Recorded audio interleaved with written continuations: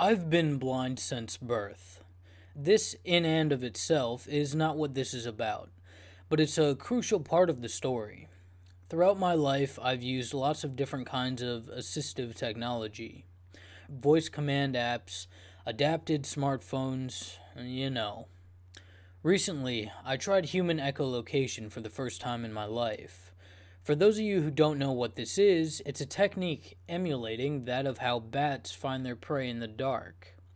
By making clicking noises with your mouth, you are able to hear the sound bouncing off of objects it hits, and in that way see where the objects are. A friend of mine, let's call her Jay, had seen a couple of videos about it on YouTube and asked me if I have ever tried it. I told her I hadn't, though I had heard of it. Long story short, I decided to test it out. It took a lot of concentration at first, but after a few days I felt like I started getting the hang of it. The next time I met Jay, she sounded excited and congratulated me when I told her I was doing really well. Practice makes perfect, and I was able to avoid any major obstacles without much trouble. We went to a park and Jay asked me to demonstrate what I could see around us with my current abilities.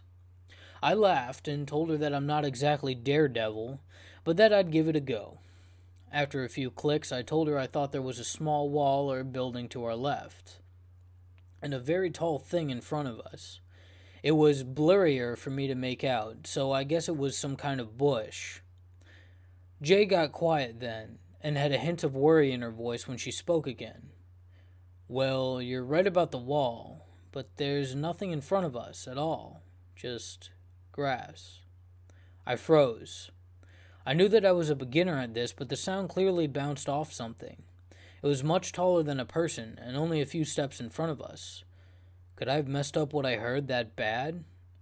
I decided to laugh it off with Jay, and said that I apparently wasn't ready to go out and fight crime just yet. Feeling very uneasy, I hurried us away from there, and we continued our walk.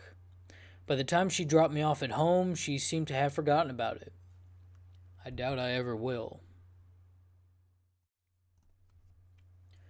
Here I lay, all snuggled up in bed, warm and satisfied under the soft silk covers, watching some stupid documentary on TV I've never heard of.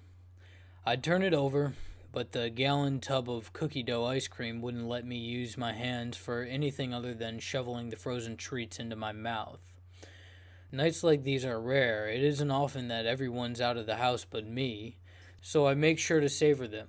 In fact, I wasn't expecting anyone back till the morning. That's what made the sound of the door opening downstairs so alarming. Panic hits me like a steam train. I silently leap out from under the covers, spilling the ice cream all over my pristine white carpet on the floor, and creak open the wardrobe next to the bed. I hear footsteps, heavy and indiscreet, like they want me to know they're there. I pant and pick up the spoon I had just been using to enjoy a relaxing night. The footsteps get louder. I force myself into the minuscule space remaining in the wardrobe and close the door, just as the stranger opens the bedroom door, not sparing any seconds for silence. I peer through the gap. His face looks familiar, but I can't place my finger on where I know him from. He spots the spilled ice cream and darts his head across the wide expanse of the bedroom. "Hello?" he calls, not sounding vicious, but I've made that mistake before. Never under any circumstances assume friendliness from a voice. He looks under the bed. Oh crap, he's looking for someone. I hold back a whimper and start bending the bowl of the spoon back and forth, hoping to snap it off to create some way of defending myself. It snaps, but it creates a metallic click. The man turns his head around and makes his way to the wardrobe. I'm shaking now. Please don't open it. Please don't open it. Please don't open it. The door swings open. He sees me. We scream simultaneously in fear and surprise. Without hesitation, I leap onto the man and start digging into whatever stretch of flesh I can with the sharp edge of the spoon handle. He screeches in clear pain, but I won't stop. I hammer the handle deep in his chest and neck, over and over, till he becomes motionless. I've killed him. I cry in disgust and sprint downstairs and away from the house. I charge down the road until I feel I am far enough away.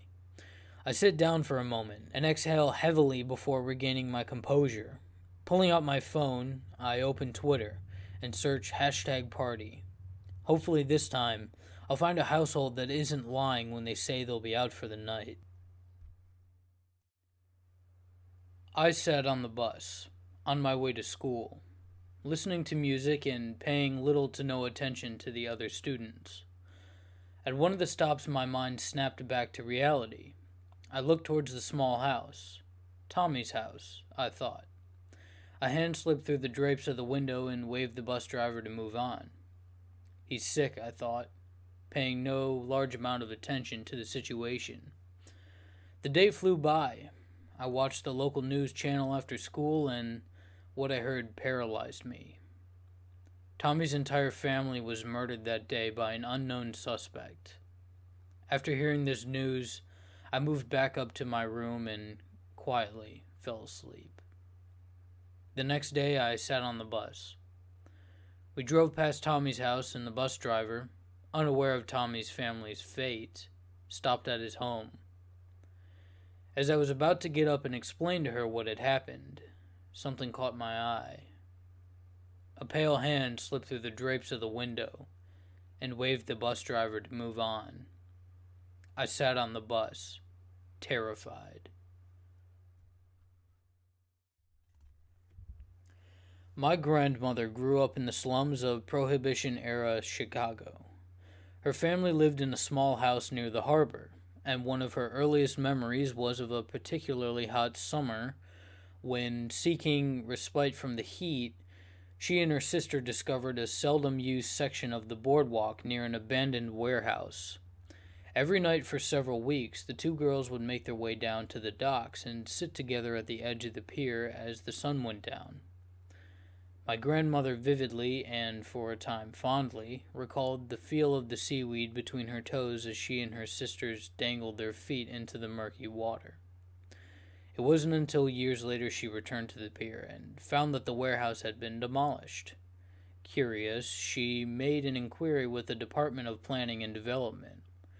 Apparently, the warehouse had been owned for a time by the mob, who was using it as a base of operations for local prostitution racket.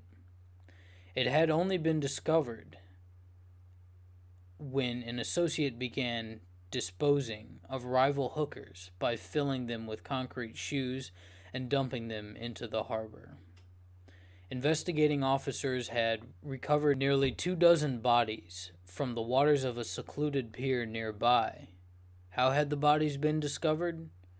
A passing fisherman spotted some of the victims' hair floating near the surface of the water, like seaweed.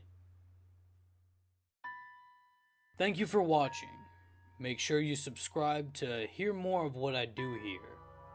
If you like what you heard, make sure you give this video a like, as your support means everything to me. I hope you have a marvelous day, and as always, stay creepy.